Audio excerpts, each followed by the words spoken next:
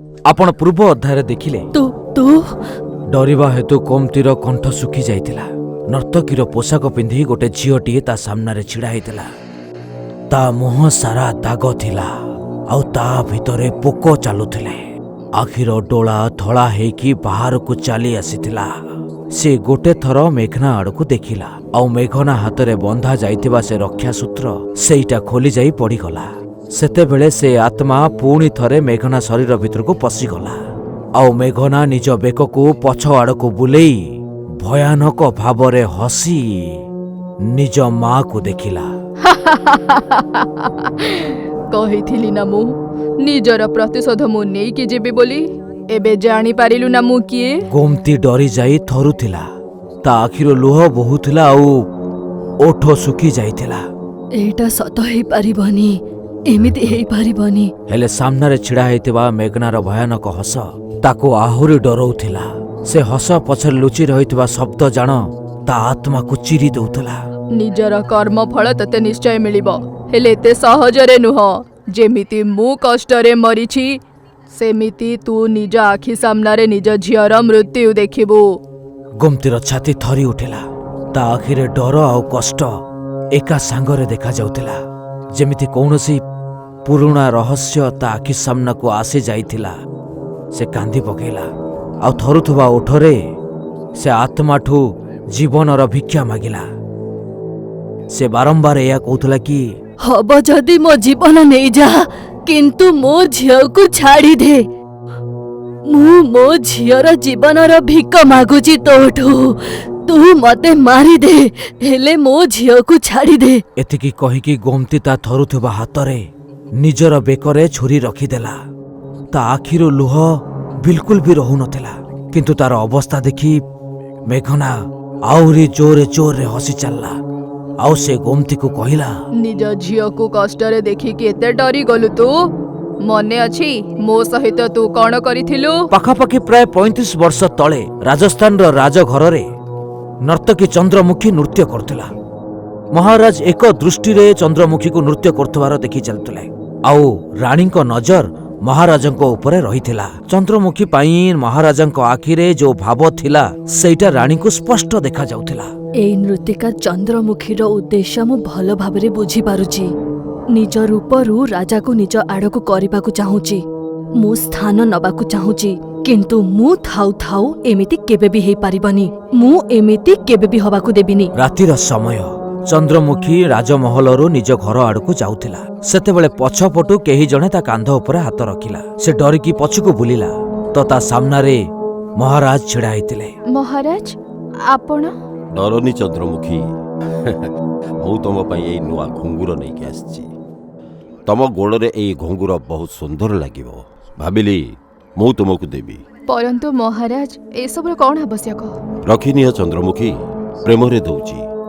महाराज देइथिबा पुरस्कार को केही केबे भी मना करि नथिले। महाराज सबु बेले काहाकु ना काहाकु पुरस्कार दियंती। सेति पई चंद्रमुखी भद्रतार सहित से पुरस्कार को ग्रहण करनेला। किंतु झरका पाखरे छिड़ा है कि रानी ए सब को देखुथिले। आउ ए सब को देखिकी तांको रक्त रे निया लागि जाइतिला। ए चंद्रमुखी निज रूपरू राजा को फसे कि ही छाड़िबो। के जानी कौन कला जादू करी देइची राजा उपरे जे राजा एते खुशी ही जाउचंती। निज रंग रूपरू ये राजा को निज जालरे फसेई देइची। एथिपाई राजा एबे मो आड़कू जमा भी देखु नाहंती। यार मु एमिति अवस्था करिबी जे निजको केबे भी आईना रे देखि पारिबनी। महाराज महल को आसाइला परे रानी चुपचाप चंद्रमुखी पछरे चलिले आउ ता रास्ता अटकेई देले। रानी मां आपण एते राती रे एठी सत सत कथा कुह जे तमे चाहुच कोन करिबाकू कोन चाहुच? तमे जानिच ना गर्भवती अछि मु। राजार अंश बढ़ुची मो देह रे। मु किछि बुझी पारिलिनी रानी मां आपण को विषय कथा होचंती? तमे मो कथा को भलो भाबरे बुझुच। न बुझिबार नाटक जमा भी करनी। बुझिलो? मो स्वामी उपरे राजांको उपरे नजर रखिच तमे। निज रूपरू तांको ध्यान भटकेबाकू चेष्टा करूच तमे। मो जागा नबाकू चाहुच तमे। हेले गोटे कथा भलो भाबरे बुझिनियो तमे जे मु बंची थाउ एमिति केबे भी हेई पारिबनी। जदि पुणी तमे एमिति किछि चेष्टा करिच ना तो मने रख मु तुमको जमा भी छाड़ीबेनी। बहुत हेई गला रानी मां, जदि मु किछि कहूनी आपण को या माने या नुह जे आपण मते किछि भी कहि चलिबे। मु बस आपण को महल को नृत्य करबा को आसी कहीं ना मो घरे मो माँ को छड़ा आउ केही भी नाहंती आउ मो माँ को पई पैसा कमेबा निहाती जरूरी। आपण जेमिति चिंता करूछंती मो मनरे सेमिति किछि भी नाही। चंद्रमुखीर कथा शुणी राणी आहरी जोरे रागी गले। से चुपचाप राजमहल को चली गले, किंतु पूरा राति तांकु जमा भी निद आसिलानी। जेमिति सेमिति करिकी से राति बितेई देले। आगामी दिन जेतेबेले चंद्रमुखी महल को नृत्य करिया पई आसिला तो राणी सेई घर को गले जोटी चंद्रमुखी तार पोशाक परिवर्तन करुथला। राणी चंद्रमुखीर ओढ़णारू तार किछि छिड़ी जाइथिबा केश संग्रह कले। अधा रातिरे से महलर गोटे सुनसान घर को गले। घरर मझा मझिरे गोटे दीप जळेले आउ तार चारिपटे चारिटा दीप जळेले आउ गोटे घेरा बनेई देले। राणी किछि मंत्रर उच्चारण आरंभ कले आउ निज हातरे गोटे कला रंगर कंढेई धरिथिले। चंद्रमुखीर केश को सेई कंढेई उपरे गुड़ेई देले आ ताऊ भितरे गोटे कंटा पुरेई एबे देले। तू देख तोरो एई सुंदर रूप केमिति गोटे मुर्दा परी हेई जिवो। राजा को खुशी करूथिलु ना, तोरो तो एमिति अवस्था करिबी मु जे तू डरी डरी निज जीवन भिक मागिबु तू। राणी कला रंगर कपड़ारे निज मुह को ढांकी देइथिले। से चुपचाप महलर पछपट कबाट देइकी सीधा चंद्रमुखीर घर आड़कू बढ़िले। महलर किछि दूररे चंद्रमुखीर गोटे भंगा छोटिया घरटीए थिला। राणी तार पछपटरे गोटे छोट कातटीए खोलिले आउ सेई कंढेई को सेईठी पोती देले। समस्तंठु लुचिकी किछि समय परे राणी महल को फेरी आसिले आउ निज कक्षरे जाइकी सोई पड़िले। एमिति कौन हे गला तोरो? काली राति जाए तो देह बहुत ठीक थिला, अचानक कौन हे गला तोरो? देखिबे टिके काले जोरो हे जाइनी तो। विमला चंद्रमुखीर कपाळ को छुईकी देखिले तो तार कपाळ एकदम चुली भलिया ताती उठिथिला। विमला बहुत दिन धरिकी चंद्रमुखीर चिकित्सा करि चलले, किंतु तार अवस्थारे किछि भी सुधार आसिलानी। बरं दिनकु दिन ता अवस्था आउरी खराब हेई चलिला। ता आखि तळे एकदम कला गात भलिया हेई जाइतिला। तार शरीर सुखा काठ भली हेई जाइतिला। चंद्रमुखी जे दिने निजर सुंदरता पई जणा जाउथिला एबे एते असुंदर हेई जाइतिला जे कि निजकु भी सीए ऐनारे देखि पारु नथिला। आउ जेतेबेले से साहस करिकी ऐनारे निजकु देखिला तो निजर रूपकु देखिकी ता आखिरो लुह बोई आसिला। से तळे बसिथिला, चेहरा को दुई हाथरे लुचेइकी आउ से कांदी चालुथिला। ता लुह अटकिबार ना ही नौ नथिला। चेहरा सुखी जाइथिला, आखि लाल हेई जाइथिला। ता शरीररु जेमति सबु बळ सरी जाइथिला। निश्वास भारी आउ स्वर थरिला भली। से जेतेबेले ता निज चेहरा को देखुथिला, जेतेबेले आईनारे देखुथिला, से मुंड तळकु करिके सेठु पळेई जाउथिला। जेमिति लागुथिला भितरे जेमिति कोनोसी गोटे निया जळी उठिछि, जे ताको भितरु भितरु खाई चलिछि। ता चमड़ारे जेमिति निया लागि जाइछि आउ पूरा शरीर गरम रे टकमक खाइकी फुटुथिला। आउ बारंबार से भगवान को निज मृत्युर भिक्षा मागुथिला। चंद्रमुखीर अवस्था देखिकी ता मां को आखिरो लुह बोही चलला। जेतेबेले ता रोगर कोनोसी चिकित्सा वैद्य जानि पारले नाही, सेतेबेले से तांत्रिकर सहाय्य नेले, किंतु केही भी ताकू ठीक करि पारले नाही। तंत्रर क्रिया गुणी गारेडी करा जाइछि तुम झियो को एवं एहा को केवल जणे ही भांगी परिबो जिए एई गुणी गारेडी करिछि। ता बिना केही तुम झियो को ठीक करि परिबे नाही। ये एई भली छटपट हबो आउ केही मध्य एहार समाधान करि परिबे नाही। हेले मो झियो कहारो कौन करिछि? काहे कि मो झियो सहित एते खराब केही करि पारिबो? मु तुम अवस्था बुझी पारुछि, किंतु मु एथिरे तुमर कोनोसी प्रकार सहाय्य करि परिबिनी। जो क्रियार प्रयोग या उपरे करा जाइछि, जिए एई प्रयोग करिछि सिए ही केवल एहा को भांगी पारिबो, ता बिना आउ केही करि परिबेनी। किए जणे ईर्ष्यारे तम झियो प्रति एभली क्रिया व्यवहार करिछि, किंतु तमे चिंता करूनी, दिने ना दिने ताकु तार कर्मर फल भोगिबाकू ही पड़िबो। अन्य सहित खराब करिथिबा लोकर केबे हेले मध्य भल हेई न पारे। निजर कर्मर फल से निजे भोगिबो। तुमे भगवान को प्रार्थना करो, केवल भगवान ही तुमको एथिरे सहाय्य करि परिबे। तांत्रिक बाबा यह कहिकी सेठारु पळेई गले, किंतु ता परठारु चंद्रमुखीर अवस्था आहुरी खराब हेई चलिला। चंद्रमुखीर मां ता पई खाइबा नेकी आसिले। से बिछणारे सोई रहितला। ता मां ताको उठेया पई निज हातर सहारा देले तो सेतेबेले ता मां निज हातरे किछि अनुभव कले। जेतेबेले चंद्रमुखी को बसेकी ता पिठी आडकू देखिले तो तांकर होश उड़ी गला, कारण चंद्रमुखीर खंडिया उपरे असंख्य पोक चालुथिले आउ तार अंटार हाड़ ଏକଦମ ମିଳେଇ ଯାଇଥିଲା ଆଉ ଶରୀରରେ ହାଡ଼ ଛଡ଼ା ଆଉ କିଛି ଦେଖାଯାଉନଥିଲା। ବିମଳା ନିଜ ଲୁହକୁ ଅଟକେଇକି ଜଲ୍ଦି ସେଇ ପୋକ ଗୁଡ଼ାକୁ ସଫା କରି ଚାଲିଲେ ଆଉ କାନ୍ଦି କାନ୍ଦି ଚନ୍ଦ୍ରମୁଖୀକୁ ଖୁଆଇ ଚାଲିଲେ। ସେ ଠିକ୍ ସେ ଗୋଟେ ଗୁଣ୍ଡା ବି ଖାଇପାରୁନଥିଲା। ସବୁ ଖାଇବା ବାରମ୍ବାର ତାର ତଳେ ପଡ଼ି ଯାଉଥିଲା। ଏବେ ମୁଁ ମୋ ଝିଅର ଏମିତି ଅବସ୍ଥା ଦେଖିପାରିବିନି। ଭଗବାନ, ଯଦି ତୁ ମୋ ଝିଅକୁ ଠିକ କରିପାରିବୁନୁ ତାହେଲେ ନିଜ ପାଖକୁ ଡାକି ନେ ଭଗବାନ, ଆଉ ମତେ ବି ନିଜ ପାଖକୁ ଡାକି ନେ। ନିଜ ଝିଅକୁ ଏଇଭଳି ଅବସ୍ଥାରେ ଦେଖିପାରିବିନି। ବିମଳା ଚନ୍ଦ୍ରମୁଖୀର ଶରୀରରେ ଗୋଟେ ମଲମ ଲଗେଇଲେ ଆଉ କାନ୍ଦି କାନ୍ଦି ତାରି ପାଖରେ ଶୋଇପଡ଼ିଲେ। ଆଗାମୀ ଦିନ ଯେତେବେଳେ ଚନ୍ଦ୍ରମୁଖୀ ତା ମାଆକୁ ଡାକିଲା, ତା ମାଆ କିଛି ବି ଜବାବ ଦେଲେ ନାହିଁ। ଚନ୍ଦ୍ରମୁଖୀ ଉଠିକି ଦେଖିଲା ଯେ ତା ମାଆ ମରିସାରିଛି। ଏ ଦୁନିଆରେ ତା ମାଆ ଛଡ଼ା ଆଉ ତାହାର କେହି ବି ନିଜର ନଥିଲେ। ଚନ୍ଦ୍ରମୁଖୀ ଛାତି ଫଟେଇ ଚିତ୍କାର କରି କାନ୍ଦି ଚାଲିଲା। ଚନ୍ଦ୍ରମୁଖୀର କାନ୍ଦ ଶୁଣିକି ପଡ଼ୋଶୀ ତା ଘର ସାମ୍ନାରେ ଏକାଠି ହେଲେ ଆଉ ତା ମାଆର ଅନ୍ତିମ କ୍ରିୟାର ପ୍ରସ୍ତୁତି ଆରମ୍ଭ କରିଦେଲେ।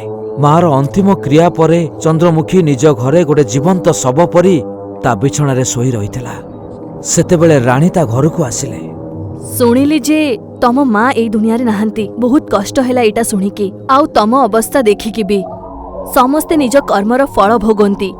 ତମେ ବି ଏମିତି କିଛି କରିଥିବ ଯାହାର ଫଳ ତମେ ଭୋଗୁଛ। ମୁଁ ଭଲ ଭାବରେ ଜାଣିଛି ଯେ ମୋ ସହ ଯାହା କିଛି ବି ହେଉଛି ସେ ସବୁ ତମେ ହିଁ କରୁଛ। ତମ ପାଇଁକି ଆଜି ମୋର ଏଇଭଳି ଅବସ୍ଥା, ଆଉ ତମ ପାଇଁ ଆଜି ମୋର ମା ମୋ ସହିତ ନାହାନ୍ତି। ମୋ କାରଣର ନୁହଁ, ନିଜ କର୍ମଠୁ ହେଇଛି ଏମିତି। କହିଥିଲି ମୁଁ ମୋ ସ୍ୱାମୀଠୁ ଦୂରେଇକି ରୁହ, କିନ୍ତୁ ତମକୁ ତ ମୋ ଜାଗା ଦରକାର ଥିଲା। ଏବେ ଦେଖେଇଦେଲି ନା ମୁଁ ତମକୁ ତମର ନିଜ ପ୍ରକୃତ ଜାଗା। ଏମିତି ଅବସ୍ଥା କରିଛି ମୁଁ ତମର, ନା ତ ତମେ ବଞ୍ଚି ପାରିବ ଆଉ ନା ମରି ପାରିବ। ବହୁତ ମଜା ଆସୁଛି ତମକୁ ଏଇ ଅବସ୍ଥାରେ ଦେଖିକି। ଏବେ ଏମିତି ଅବସ୍ଥାରେ ରୁହ ଆଉ କାନ୍ଦି କାନ୍ଦିକି ନିଜ ମରଣର ଅପେକ୍ଷା କର। ରାଣୀର ମୁହଁରୁ ଯେତେବେଳେ ସେ ସତ ଜାଣିପାରିଲା, ସେତେବେଳେ ତାର ରାଗର ବନ୍ଧ ଭାଙ୍ଗିଗଲା। ରାଣୀ ତା ଅବସ୍ଥାରେ ହସି ହସି ସେଠାରୁ ଚାଲିଗଲେ। କିନ୍ତୁ ଚନ୍ଦ୍ରମୁଖୀ ପାଇଁ ତାର ପୀଡ଼ା ଏବେ ଅସହ୍ୟ ହେଇଯାଇଥିଲା। ଆଗରୁ ତ ସେ ନିଜ ମାଆକୁ ଦେଖିକି ଯେମିତି ସେମିତି କରିକି ବଞ୍ଚି ଯାଉଥିଲା, କିନ୍ତୁ ମାଆର ଯିବା ପରେ ସେ ନିଜକୁ ସମ୍ଭାଳି ପାରିଲାନି। ସେ ଏତେ କଷ୍ଟ ପାଉଥିଲା କି ସେ ନିଜେ ଆତ୍ମହତ୍ୟା କରିବା ବିଷୟରେ ଭାବି ଚାଲିଲା।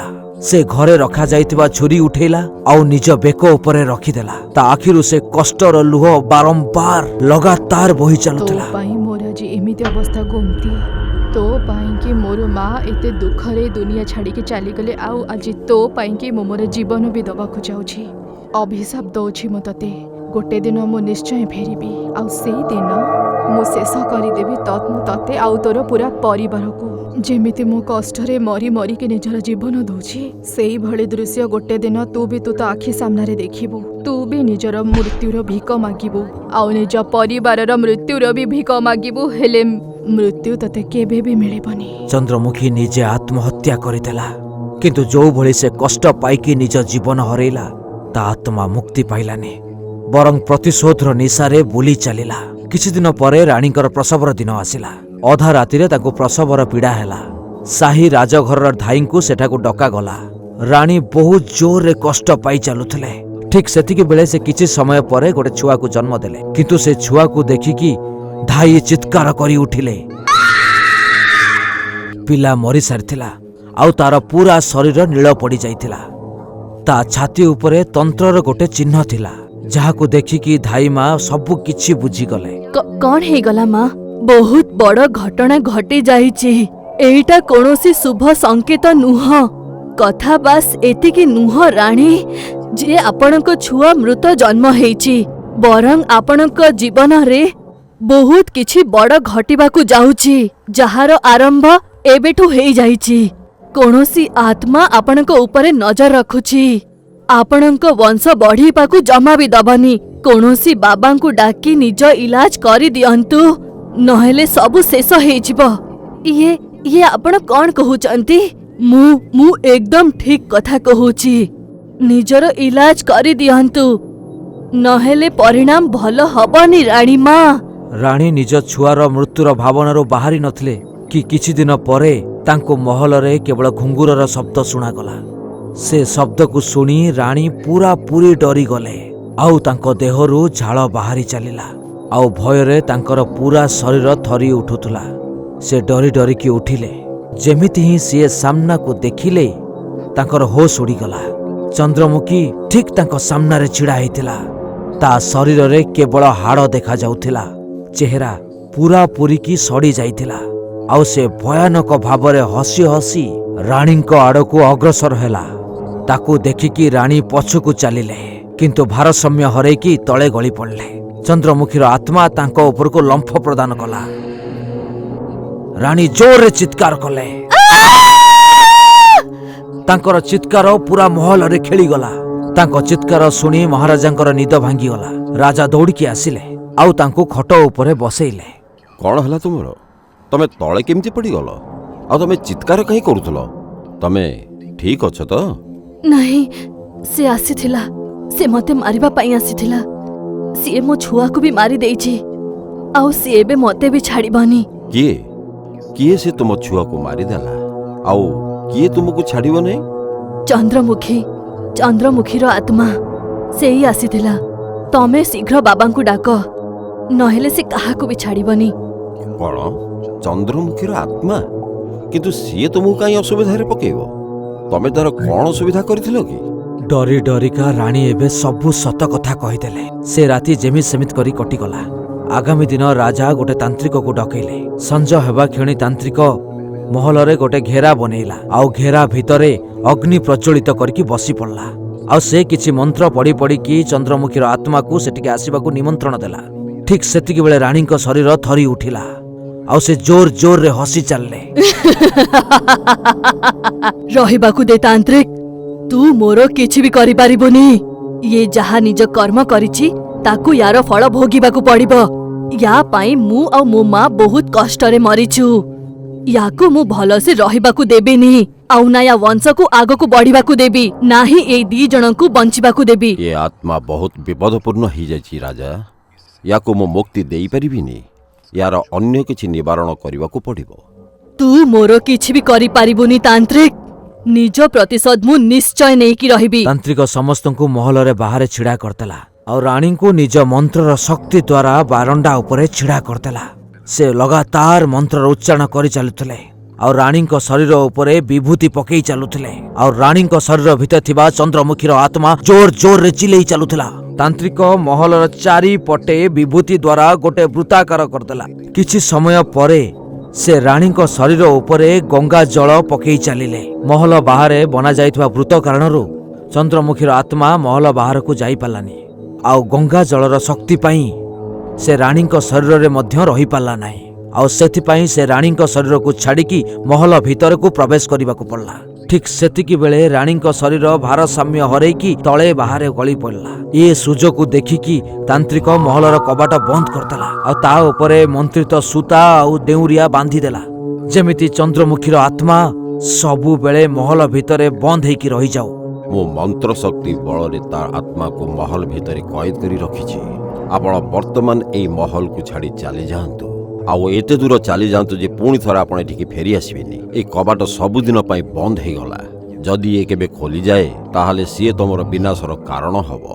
ଚାଲିଯାଅ, ଏବେ ଚାଲିଯାଅ। ରାଜାଙ୍କ ପାଖରେ ଏବେ ଆଉ କୌଣସି ଉପାୟ ନଥିଲା। ସେ ରାଣୀଙ୍କୁ ନେଇ ଗୋଟେ ଛୋଟ ଗାଁରେ ରହିଗଲେ। ଚନ୍ଦ୍ରମୁଖୀର ଆତ୍ମା ହେଇପାରେ ମହଲ ଭିତରେ ବନ୍ଦ କରାଯାଇଥିଲା, କିନ୍ତୁ ତାର ଅଭିଶାପରେ ରାଜା ଦରିଦ୍ର ହେଇଗଲେ। ନା ତାଙ୍କ ପାଖରେ କୌଣସି ଧନ ରହିଲା, ନା କୌଣସି ସମ୍ପତ୍ତି। ସମୟ ବିତି ଚାଲିଲା। ରାଣୀ 7ଟି ସନ୍ତାନକୁ ଜନ୍ମ ଦେଲେ ଆଉ ସବୁଥର ସନ୍ତାନ ଜନ୍ମ ହେବା କ୍ଷଣି ମରିଯାଉଥିଲେ। ସବୁବେଳେ ସେ ଏମିତି ଦୁଃଖ କଷ୍ଟରେ ରହୁଥିଲେ। 11 ବର୍ଷ ପରେ ରାଣୀ ଗୋଟେ ଝିଅ ସନ୍ତାନ ଜନ୍ମ ଦେଲେ। ହେଲେ ସେଇ କ୍ଷଣି ରାଜାଙ୍କର ମୃତ୍ୟୁ ହେଇଗଲା। ସେଇ କ୍ଷଣରୁ ଯେମିତି ଭାବିଦିଅ ଯେ ରାଣୀ ଶ୍ରାପିତ ହେଇସାରିଥିଲେ। ଧୀରେ ଧୀରେ ଏବେ ରାଣୀଙ୍କ ଅବସ୍ଥା ବି ସେମିତି ହେଇ ଚାଲିଲା ଯେମିତି ଚନ୍ଦ୍ରମୁଖୀର ହେଇଥିଲା। ତାଙ୍କ ଆଖିରେ ସେଇ ଖାଲିପଣ, ସେଇ ଡର, ସେଇ ଭୟ ଥିଲା। ବର୍ଷ ପରେ ବର୍ଷ ବିତିଗଲା। ତାଙ୍କ ଝିଅ ମେଘନା ବଡ଼ ହେଇଗଲା। ଗୋଟେ ଦିନ ଖେଳୁ ଖେଳୁ କିମ୍ବା କୌଣସି ଅଦୃଶ୍ୟ ଶକ୍ତିର ପ୍ରଭାବରୁ ମେଘନା ନିଜ ସାଙ୍ଗମାନଙ୍କ ସହିତ ସେଇ ପୁରୁଣା ମହଲ ପାଖରେ ପହଞ୍ଚିଗଲା। ସେଇ ମହଲ ଯାହାକୁ ତାନ୍ତ୍ରିକ ନିଜ ମନ୍ତ୍ର ଶକ୍ତିରେ ବନ୍ଦ କରିଦେଇଥିଲା। ଏମିତି ଲାଗୁଥିଲା ଯେ ଯେମିତି ଭାବ ସେ କବାଟ ତାକୁ ହିଁ ଅପେକ୍ଷା କରିଥିଲା। ଯେମିତି ହିଁ ସେ କବାଟ ଖୋଲିଦେଲା, ମୃତ୍ୟୁର ତାଣ୍ଡବ ନୀଳା ଆରମ୍ଭ ହୋଇଗଲା। ଚନ୍ଦ୍ରମୁଖୀର ଆତ୍ମା ରାଜାର ଅଂଶକୁ ଚିହ୍ନି ଦେଇଥିଲା, ଆଉ ବୋଧହୁଏ ସେହି ଆତ୍ମା ବାରମ୍ବାର ମେଘନାର ସ୍ୱପ୍ନରେ ଆସି ସେ ମହଲର ଛାଇ ଦେଖିକି ତାକୁ ସେଇ ଯାଏଁ ଟାଣି ଆଣିଲା। କହିଥିଲି ନା ଗୋମତି, ନିଜର ପ୍ରତିଶୋଧ ନେବା ପାଇଁ ମୁଁ ନିଶ୍ଚୟ ଆସିବି। ଆଜି ତୋ ଆଖି ସାମ୍ନାରେ ତୋ ଝିଅକୁ କଷ୍ଟ ପାଉଥିବାର ଦେଖି ମତେ ଆଜି ବେଶୀ ଖୁସି ଲାଗୁଛି, ଆଉ ତତେ ଏମିତି ଅବସ୍ଥାରେ ଦେଖି ମତେ ଆହୁରି ଖୁସି ଲାଗୁଛି। ମୋ ମା ବି ଠିକ୍ ଏଇଭଳି ଭାବେ କାନ୍ଦିଥିଲେ ମତେ ଦେଖି, ହେଲେ ଏବେ ଏଇ କଷ୍ଟ ବେଶୀ ସମୟ ରହିବନି। ଗୋମତି ଛାତି ଫଟେଇକି କାନ୍ଦି ଚାଲିଲା। ମେଘନା ନିଶ୍ଚଳ ହେଇକି ତଳେ ପଡ଼ି ଯାଇଥିଲା। ଆଗାମୀ ଦିନ ଯେତେବେଳେ ତାର ଆଖି ଖୋଲିଲା, ସେ ଦେଖିଲା କି ଏବେ ତା ଶରୀର ଗୋଟେ କେବଳ ହାଡ଼ର ଢାଞ୍ଚା ହେଇଯାଇଛି। ତା ମୁହଁର ସବୁ ସୁନ୍ଦରତା କୁଆଡେ ପଳେଇ ଯାଇଛି। ମାଂସ ତରଳିକି ଜାଗା ଜାଗାରେ ଲାଖିକି ରହିଛି, ଆଉ ବେକରେ ପୋକ ଚାଲୁବାଲୁ ହଉଥିଲେ। ପୁରା ଶରୀରରେ ଅସହ୍ୟ ପୀଡ଼ା ଅନୁଭବ କରୁଥିଲା। ସେ ନିଜର ଏ ଅବସ୍ଥା ଦେଖି ପାରୁନଥିଲା, ନା ସେ କଷ୍ଟକୁ ସହି ପାରୁଥିଲା। ଧୀରେ ଧୀରେ ସିଏ ବି ଚନ୍ଦ୍ରମୁଖୀ ପଡ଼ି ଲାଚାର ଆଉ ଭାଙ୍ଗି ପଡ଼ି ସାରିଥିଲା। ଥରି ଥରିକି ପାଖରେ ପଡ଼ିଥିବା ସେ ଛୁରୀ ଉଠେଇଲା ଆଉ ନିଜ ବେକ ଉପରେ ରଖିଦେଲା। ତାକୁ ଏମିତି କରୁଥିବାର ଦେଖିକି ଗୋମତି ଚିତ୍କାର କରି ଉଠିଲା। ସେ ନିଜ ଝିଅର ଜୀବନର ଭିକ୍ଷା ମାଗି ଚାଲିଲା, କିନ୍ତୁ ଚନ୍ଦ୍ରମୁଖୀ ଗୋମତିର ଏ ଅବସ୍ଥା ଦେଖିକି ଜୋରେ ଜୋରେ ହସି ଚାଲିଲା। ମା, ମୁଁ ଆଉ ଜମାରୁ ବି ସହିପାରିବିନି। ଏବେ ଆଉ ଜମା ବି ସହିପାରୁନି ଏଇ କଷ୍ଟ। ଏ ପୀଡ଼ା ବହୁତ ଅସହ୍ୟ। ମୋ ଦ୍ୱାରା ଆଉ ଏସବୁ ଜମାରୁ ସହି ହଉନି। ଏଥିପାଇଁ ନିଜର ଜୀବନ ଦବା ଛଡ଼ା ଏବେ କୌଣସି ବି ଉପାୟ ନାହିଁ ମୋ ପାଖରେ। ମା, ଗୋମତିର ଆଖି ସାମ୍ନାରେ ହିଁ ମେଘନା ନିଜର ଜୀବନ ହରେଇ ଦେଲା। ଗୋମତି କରିଥିବା କର୍ମର ଫଳ ଆଜି ତାର ଝିଅ ଭୋଗିଲା। ଏସବୁ ଦେଖିକି ସେ ଭାଙ୍ଗି ପଡ଼ିଲା। ଥିବା ପଶ୍ଚାତାପର ନିଆଁକୁ ଆଉ ଅଟକେଇ ପାରିଲା ନାହିଁ। ସେ ଥରି ଥରି ପାଖରେ ପଡ଼ିଥିବା ଛୁରୀ ଉଠେଇଲା ଆଉ ନିଜ ପେଟରେ ଭର୍ତ୍ତି କରିଦେଲା ଆଉ ମରିଗଲା। ସେଦିନ ଚନ୍ଦ୍ରମୁଖୀର ବଦଲା ପୂରଣ ହେଲା। ତାର ଆତ୍ମା ମୁକ୍ତି ପାଇସାରିଥିଲା, କିନ୍ତୁ ମେଘନା ଆଉ ଗୋମତିର ଆତ୍ମା ଏବେ ଜଣା ନାହିଁ କେତେ ଯୁଗ ଧରିକି ସେଇଠି ବୁଲି ଚାଲିବ, ସେଇ ପୁରୁଣା ମହଲରେ ନିଜ ମୋକ୍ଷର ପ୍ରତୀକ୍ଷାରେ।